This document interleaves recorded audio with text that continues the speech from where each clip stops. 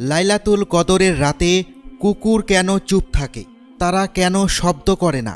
লাইলাতুল কদরের রাত চেনার লক্ষণগুলো কি কি হবে? খুবই চমৎকার তথ্য আজ আপনাদের জানাতে চলেছি। কদরের রাত কোনটি ছিল তা বোঝা সম্ভব সূর্য উদয়ের দিকে দৃষ্টি রাখলে। কদরের রাত শেষে ভোরে সূর্যোদয় ঘটলে সেই সূর্যে থাকবে না কোনো তীক্ষ্ণ রশ্মি। আপনি খালি চোখেই তাকাতে পারবেন, আপনার চোখে অস্বস্তি হবে না। সূর্যটা চাঁদের মতো স্নিগ্ধ হবে। আল্লাহ তাআলা বলেছেন, সেই রাতে জিবরাইল আলাইহিসসালাম সহ বাকি ফেরেশতাগণ পৃথিবীতে নেমে আসবেন। তারা পুরো পৃথিবী জুড়ে সকলের তেলাওয়াত শুনবেন, সকলের তেলাওয়াত উপভোগ করবেন, সকলের সাথে ইবাদতে অংশ নেবেন। সেই রাতের পরিবেশ হবে অন্যরকম আনন্দপূর্ণ। আবহাওয়া হবে শান্তির, না থাকবে গরম, না থাকবে ঠান্ডা।